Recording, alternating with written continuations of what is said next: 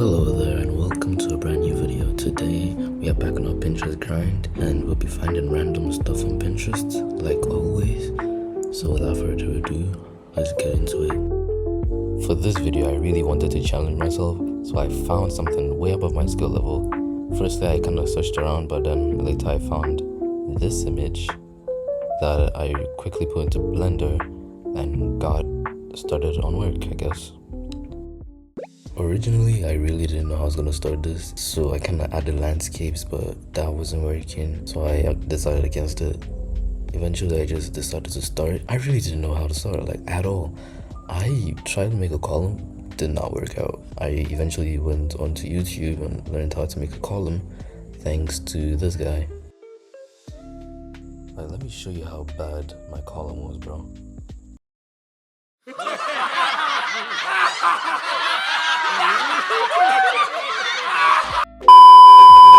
Eventually I did complete the column, surprise surprise, and I guess it turned alright.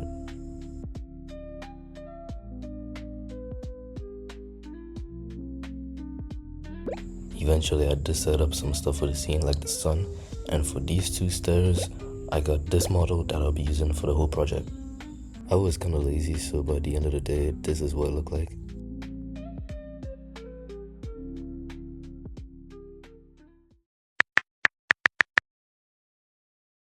Bright and early for day 2, but I still had no idea what I was doing.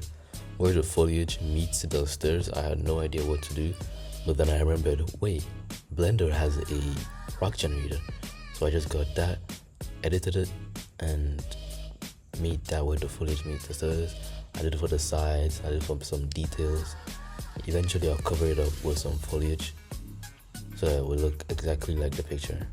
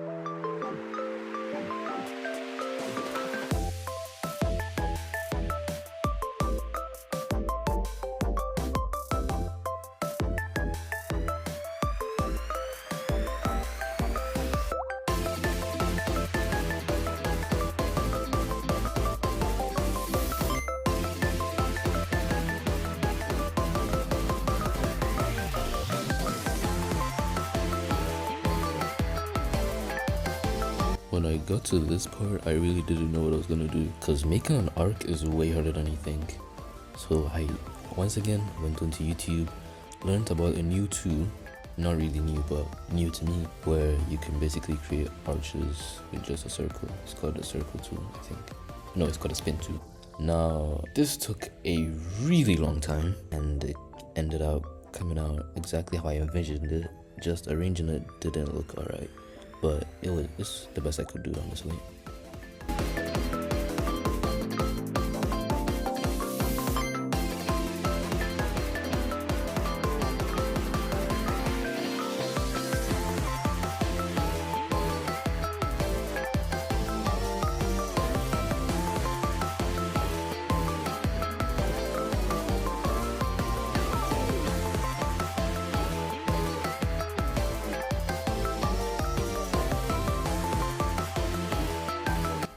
I'm kinda content with how the model has turned out so far.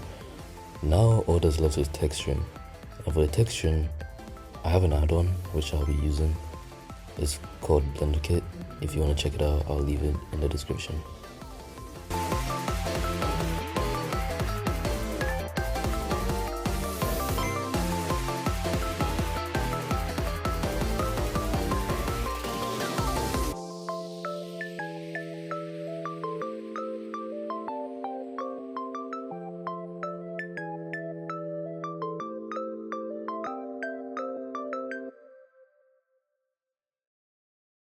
At the end of day 2, we are done with a bit of the texturing.